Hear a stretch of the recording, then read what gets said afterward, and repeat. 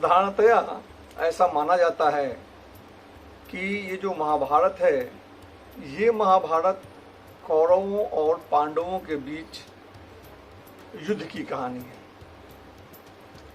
कौरवों अर्थात महाराज कुरु के वंश में पैदा हुए पुत्र और उनके वंशज, और पांडु का अर्थ महाराज पांडु के वंश में पैदा हुए पुत्र और उनके वंशज। जाहिर सी बात है, एक पिता के द्वारा अपनी पत्नी से जो पुत्र और उनके वंश पैदा होते हैं, वो अपने पिता के नाम से वंश की उपमा का धारण कर सकते हैं। वैसे ही आप यदि देखें तो महाराज कुरु के वंश में यदि कोई उसके पिता से उत्पन्न किया जाता है पुत्र और उनके वंशज, तो वो कौरव कहलाएंगे। और महाराज पांडु के द्वारा जो पुत्र उत्पन्न किए जाएंगे और उनके जो वंश और वंशज होंगे, वो पांडव कुल कहलाएंगे। लेकिन हम देखते हैं क्या वास्तव में ऐसी बात है? क्या वास्तव में जो कौरव थे वो महाराजा कुरु के वंश से ही उत्पन्न हुए थे? आते हैं। कहानी ये है, ये सब लोग जानते हैं कि जो महाराजा शांतनु थे, उनके दो पुत्र हुए सत्यवती से, विचित्रवीर्य और चित्रांगद। जो चित्रांगद थे, वो चित्रांगद नाम के गंधर्व से युद्ध करते हुए वीरगति को प्राप्त हुए। और जो विचित्रवीर्य थे, विचित्रवीर्य शारीरिक रूप से दुर्बल थे और उनकी मृत्यु बहुत छोटी ही उम्र में हो जाती है। तो इसके बाद संकट आन पड़ा, और संकट ऐसा आन पड़ा कि उस समय जो महाराज विचित्रवीर्य थे, उनकी दो पत्नियां थी, अंबिका और अंबालिका। दोनों को दोनों संतान विहीन थी। तो फिर कुरु वंश को चलाया कैसे जाए, संतान की उत्पत्ति कैसे की जाए? हम यहाँ पे देखते हैं कि जो महाराज शांतनु थे, यहाँ तक तो कुरु वंश चल रहा था, क्योंकि जो महाराज शांतनु थे, उनके पिता थे महाराजा प्रतीप, और महाराजा प्रतीप के 3 पुत्र थे। सबसे बड़े देवापी, दूसरे नंबर पे बहलीक और तीसरे नंबर पे शांतनु। देवापी और बहलीक ने राज्य का धारण नहीं किया, तो राज्य सबसे छोटे पुत्र शांतनु पे आ गया। और शांतनु के 3 पुत्र हुए। उनकी पहली पत्नी गंगा से देवव्रत, जो बाद में भीष्म पितामह के नाम से जाने गए। उनकी दूसरी पत्नी सत्यवती से चित्रांगद और विचित्रवीर्य।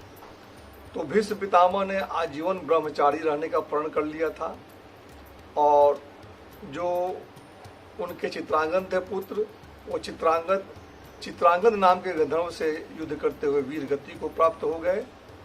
और जो तीसरे पुत्र थे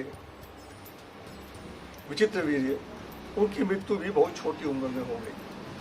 तो यहाँ पे जो कुरु वंश है, जो चलता आ रहा था, यहाँ पे ब्रेक लगने की संभावना आ गई, क्योंकि भीष्म पितामह संतान उत्पत्ति के लिए राजी नहीं हो रहे थे, और चित्रांगद की मृत्यु हो चुकी थी, और जो विचित्रवीर्य थे, उनकी भी मृत्यु हो गई। और अंबिका और अंबालिकाएं थीं, जो उनकी स्त्रियां, वो निसंतान थी। तो यहाँ पे कुरु वंश चलाने का धर्म संकट उत्पन्न हो गया। तो फिर इस समय हुआ क्या? देखा जाए तो कुरु वंश में उस समय जो उनके बड़े भाई बहलीक थे शंतनु के, उनके पुत्र सोमदत्त मौजूद थे। तो यदि वास्तव में कुरु वंश को ही चलाना था, तो माता सत्यवती को सोमदत्त से विनती करनी चाहिए थी। इससे जो कुरु वंश का वीर्य था, वो अंबिका और अंबालिका में चला जाता। लेकिन माता सत्यवती ने ऐसा नहीं किया। ये सर्वविदित है कि महाराज शांतनु से शादी करने से पहले जो माता सत्यवती थी, उन्होंने महर्षि पराशर से वेद व्यास को उत्पन्न किया। अब ये जो वेद व्यास थे इनको कृष्ण द्वैपायन व्यास भी कहा जाता है, कृष्ण द्वैपायन व्यास कहा जाता है। कारण ये है कि वो द्वैपायन नाम के द्वीप जाकर उन्होंने तपस्या की थी और वो रंग के काले थे, इस कारण से उनको कृष्ण द्वैपायन व्यास भी कहा जाता है। तो यहाँ पे माता सत्यवती ने क्या किया? माता सत्यवती ने स्वयं के द्वारा शादी से पहले कुंवारी अवस्था में जो पुत्र उत्पन्न किया महर्षि पराशर के द्वारा, कृष्ण द्वैपायन,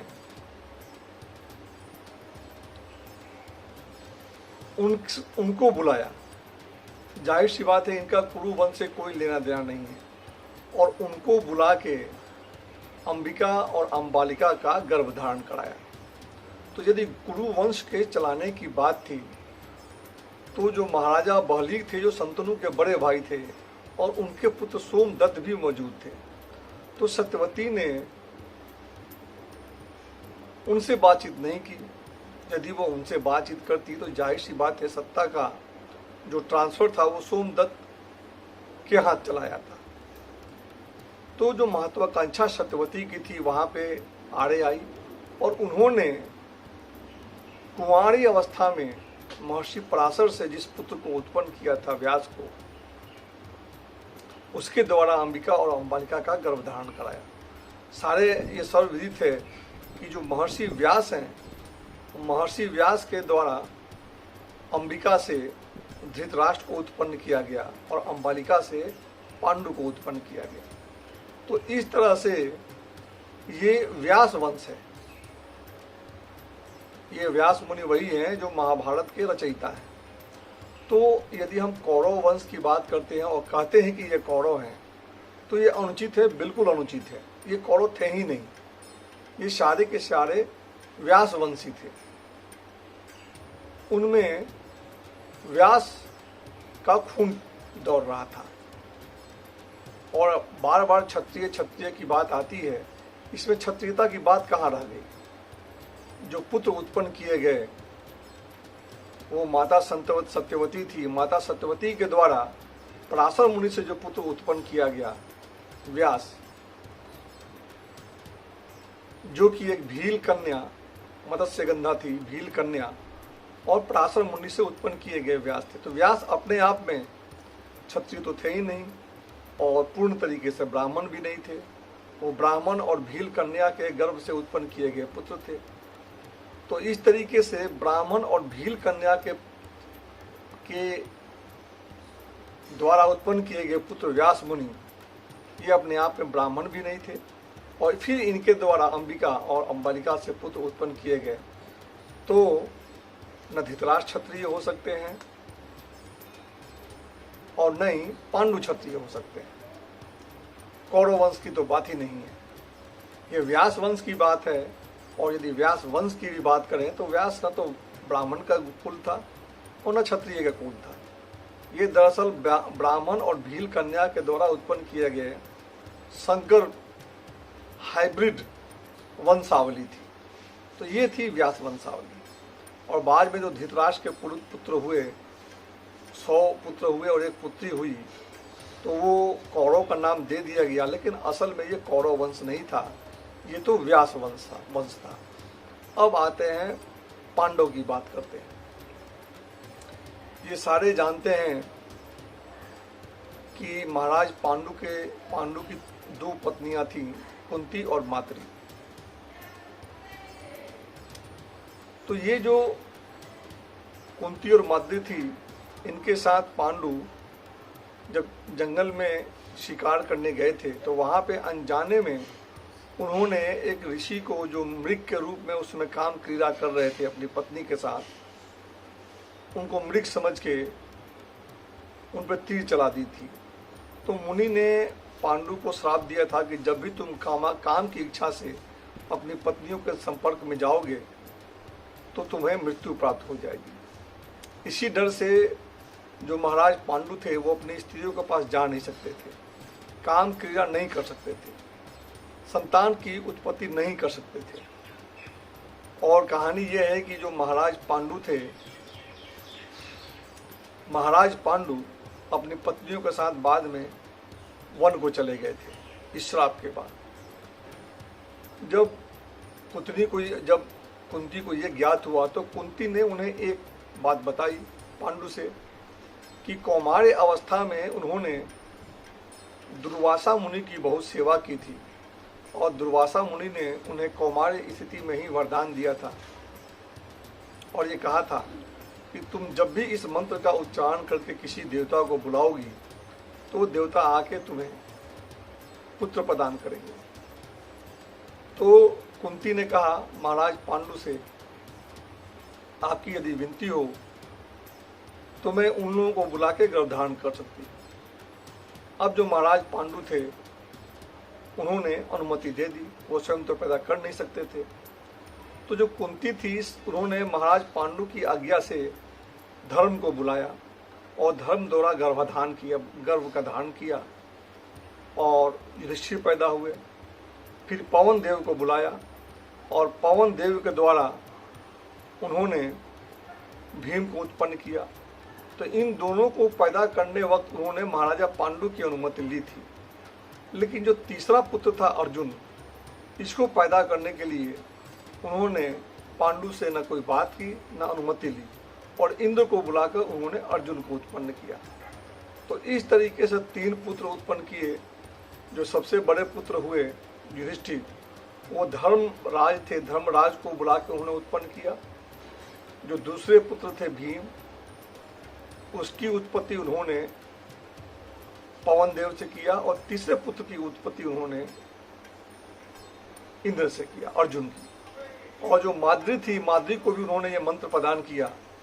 तो माद्री ने अश्विन कुमारों को, 2 अश्विन कुमारों को बुला के उनसे गर्भधारण किया और नकुल और सहदेव को उत्पन्न किया। तो बाद में कहानी आती है कि एक बार जो माद्री स्नान कर रही थी तो उनके प्रति जो पांडु थे कामासक्त हो गए और श्राप भूलकर उनके साथ काम क्रिया में रत होने की कोशिश किए और महर्षि के श्राप के कारण उनकी मृत्यु हो गई। अब यहाँ पे आता है पांडव, और शायद लोग बोलते हैं पांडव, पांडव मतलब महाराज पांडु के पुत्र। लेकिन क्या जो पांचों के पांचों पुत्र थे, युधिष्ठिर, भीम, नकुल, सहदेव, ये महाराजा पांडु के पुत्र थे? ये महाराजा पांडु के पुत्र नहीं थे।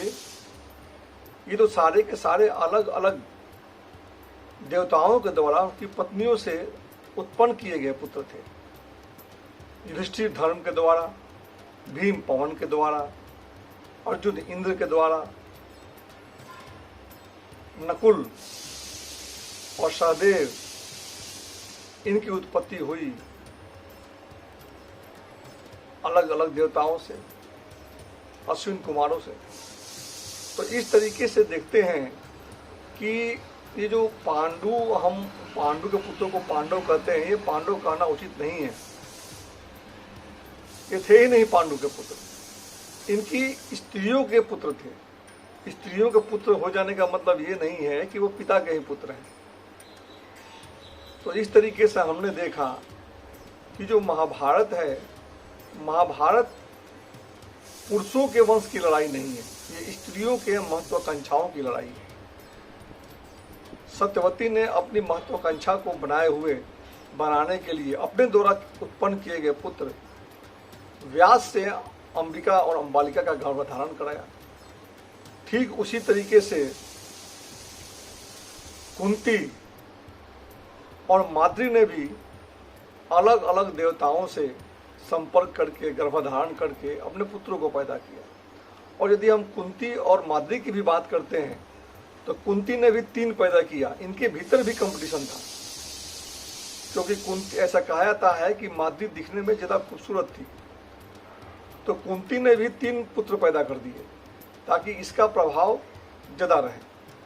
और जो माद्री के पुत्र थे नकुल और सहदेव, माद्री ने भी एक बार में ही 2 पैदा किया, क्योंकि वो जान नहीं थी कि इस मंत्र का उच्चारण बार बार नहीं सिखाया जा सकता, इसलिए उसने एक बार में ही 2 पैदा कर दिया।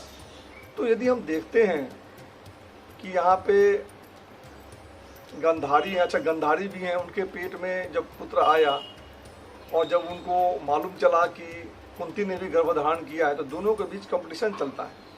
वो जल्दी से जल्दी पहले पैदा करना चाह रही थी, क्योंकि गांधारी के पेट में जो दुर्योधन था वो बहुत दिनों तक रहा, तो उन्होंने अपने पेट पे वार किया और जल्दी से जल्दी पैदा करने के लिए वो कोशिश की, लेकिन कुंती ने पहले पुत्र को पैदा कर दिया। तो पूरा का पूरा महाभारत जो कौरव वंश या पांडव बोलते हैं, मेरे हिसाब से ये अनुचित नहीं है। ये असल में स्त्रियों द्वारा चलाया गया वंश था और स्त्रियों के महत्वाकांक्षा की लड़ाई थी। ये महत्वाकांक्षा सत्यवती में भी थी, ये महत्वाकांक्षा गंधारी में भी थी, ये महत्वाकांक्षा कुंती में भी थी और ये महत्वाकांक्षा माद्री में भी थी। तो इस तरीके से वंश को कौरव और पांडव का वंश कहना गलत है। ये दरअसल में स्त्रियों के द्वारा भिन्न भिन्न पुरुषों से चलाया गया वंश था और ये उनके महत्वाकांक्षा की लड़ाई थी। धन्यवाद। ये था मेरा अपना इंटरप्रिटेशन और आप लोगों ने सुना, इसके लिए आप लोगों का धन्यवाद।